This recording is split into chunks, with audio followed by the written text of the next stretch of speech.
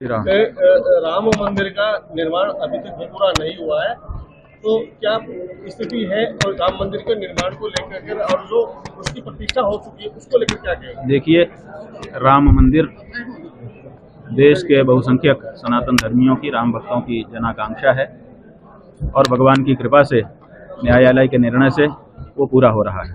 इस समय अयोध्या में निर्माण का कार्य चल रहा है, बहुत अच्छे से चल रहा है। भव्य मंदिर का निर्माण हो रहा है और जैसा कि हम लोगों ने पूछा और जाना है, लगभग 3 वर्ष, 2.5 वर्ष, 3 वर्ष अभी और लगेंगे, तब मंदिर पूरी तरह से निर्मित हो जाएगा।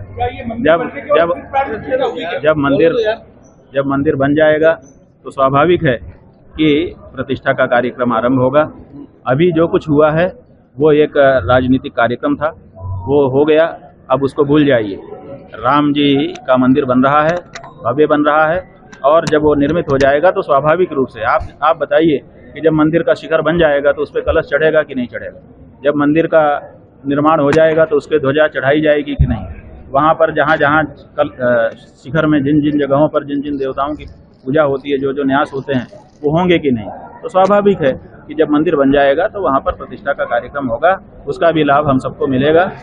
कोई चिंता करने की हिंदुओं को आवश्यकता नहीं है, इस मामले में प्रगति पर है।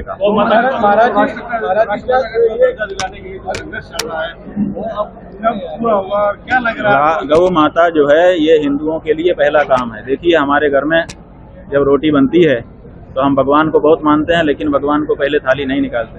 हम गुरु को बहुत मानते हैं, लेकिन उसका भी पहली रोटी नहीं निकालते। पहली रोटी गाय की निकलती है। इसका मतलब है कि हमारे लिए सर्वप्रथम गाय है। इसलिए गौ हत्या बंद करना और गौ माता को पशु की सूची से हटा करके राष्ट्र माता के रूप में प्रतिष्ठित करना, ये इस समय की हम लोगों की जिम्मेदारी है। और हमको प्रसन्नता है कि देश के हिंदुओं ने इस बात को समझना शुरू कर दिया है और इसके लिए गौ मतदाता के रूप में प्रण लेना शुरू कर दिया है कि अब हम भविष्य में जो भी चुनाव होंगे, उन चुनावों में उसी पार्टी या प्रत्याशी को वोट करेंगे जो पार्टी या प्रत्याशी शपथ पूर्वक ये घोषणा कर चुका होगा कि अगर हम जीते तो पहला काम गौ माता का करेंगे। NSVI से हम कभी भी संबद्ध नहीं रहे। हाँ, अखिल भारतीय विद्यार्थी परिषद से जरूर हम संबद्ध रहे।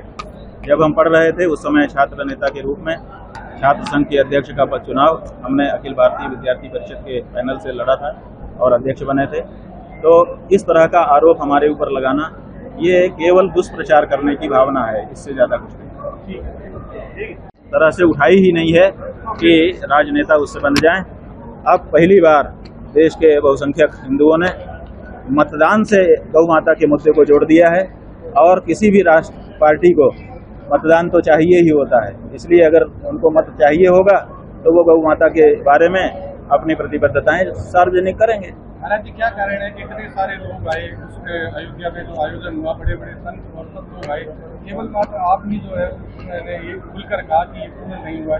बहुत से लोगों ने उसे एक्सेप्ट किया और मंदिर के अंदर भी गए। देखिए, सबकी अपनी अपनी व्यवस्थाएं होती हैं, सबके अपने अपने व्यवहार होते हैं, सबका अपना अपना। ये व्यक्ति बहुत गलत है, ये बीच में बोलने लगता है। बाद में भी तो पूछ सकते हो तुम, इतनी जल्दी क्या है तुमको? अभी हम इनकी बात बता रहे हैं। तो हमारा ये कहना है कि सबका अपना व्यवहार करने का, रिएक्ट करने का तरीका होता है।